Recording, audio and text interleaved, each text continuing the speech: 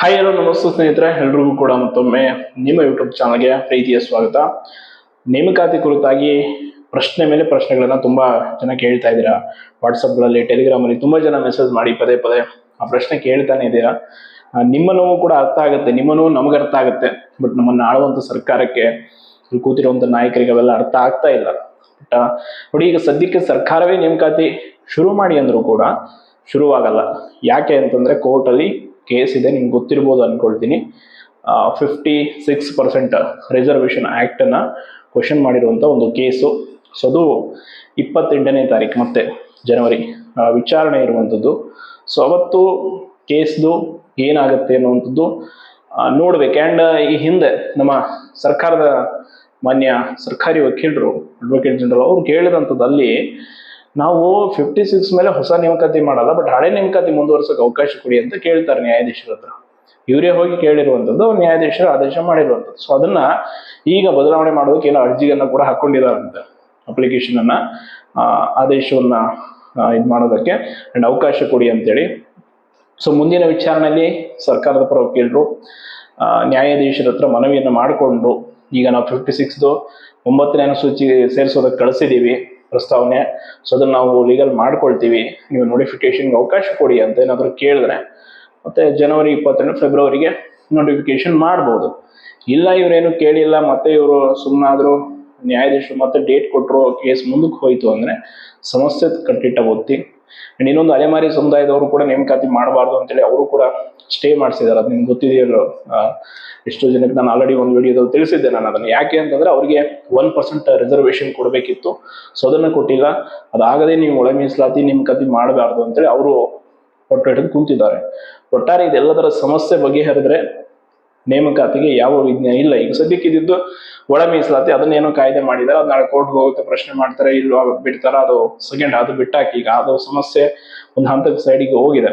ಈಗ ಉಳಿದಿರುವಂಥದ್ದು ಈ reservation act case ಮತ್ತೆ ಈ ಅಲೆಮಾರಿ ಸಮುದಾಯದವ್ರ ಕೇಸು. ಇದರ ನಡುವೆ ಸರ್ಕಾರ ಇನ್ನೂ ಪ್ರಸ್ತಾವನೆಗಳು, ಅಂದ್ರೆ ಆರ್ಥಿಕ ಇಲಾಖೆ ಅನುಮೋದನೆಗಳು ಆಗಬೇಕು, ಇವೆಲ್ಲ ಇದೆ. ಬಟ್ ದಯವಿಟ್ಟು ಎಷ್ಟು ಬೇಸರದಲ್ಲಿದ್ದೀರಿ ತುಂಬಾ ಜನ ಅಂತಂದ್ರೆ ಅದು ಹೇಳಂಗಿಲ್ಲ, ಅದನ್ನ ಎಕ್ಸ್ಪ್ರೆಸ್ ಮಾಡೋಕೆ ಆಗ್ತಿಲ್ಲ. ಕೆಲವರು ಆಲ್ರೆಡಿ KA ಪಾಪ ಕೆಲವರು ಪರೀಕ್ಷೆ ಬರೆದಿದ್ರಿ ನಿನ್ನೆ, ಇನ್ನು ನಾಲೆಜ್ ಕೇಳಿದವ್ರು ಬರೆಯೋರಿದ್ರ, ನೀವು ಆರಾಮಾಗಿ ಪರೀಕ್ಷೆ ಬರೀರಿ. ಇದು ವಿಷಯದ ಬಗ್ಗೆ ಜಾಸ್ತಿ ತಲೆ ಕೆಡಿಸ್ಕೋಬೇಡಿ. ಇರೋದಂತೂ ಇಷ್ಟಿದೆ.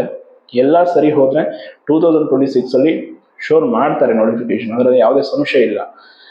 ನಿಮ್ಗೂ ಅಷ್ಟೇ ಸಮಸ್ಯೆ ಆಗ್ತಲ್ಲ, ನಿಮ್ಮಂತೆ ರಾಜ್ಯದಲ್ಲಿ ಓದ್ತಾ ಇರುವಂತ ಎಲ್ಲ ಲಕ್ಷಾಂತರ ಜನ ಆಸ್ಪಿರೆಂಟ್ಸ್ಗಳಿಗೂ ಕೂಡ ಸೇಮ್ ಸಮಸ್ಯೆ ಆಗ್ತಾ ಇದೆ.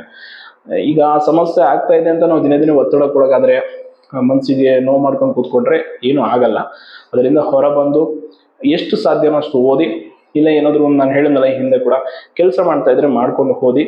ಯಾವುದೇ ಕಾರಣಕ್ಕೂ ಕೆಲವೊಂದು ಕೆಟ್ಟ ನಿರ್ಧಾರಗಳನ್ನು ತೆಗೆದುಕೊಳ್ಳುವಂಥದ್ದು ಏನು ಮಾಡಬೇಡಿ. ಸದ್ಯಕ್ಕೆ ಅದು ಯಾರ ಕೈಲೂ ಇಲ್ಲ. ಕೋರ್ಟಲ್ಲಿ ಇರುವಂಥದ್ದು ಕೇಸ್ ಹಾಕಿದ್ದಾರೆ.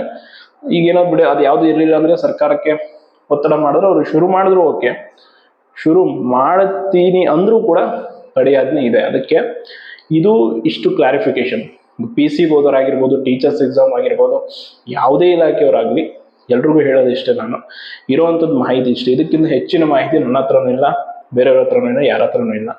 ಹಾಗಾಗಿ ಇರುವಂಥದ್ದು ವಿಷಯ ಒಬ್ಬ ದಿನೇ ದಿನೇ ಕೇಳ್ತಾ ಇರ್ತೀರ. ಈಗ ನಾನು ಕೆಲವರಿಗೆ ರೆಸ್ಪಾನ್ಸ್ ಮಾಡೋಕ್ಕಾಗತ್ತೆ, ಮಾಡೋಕ್ಕಾಗಲ್ಲ.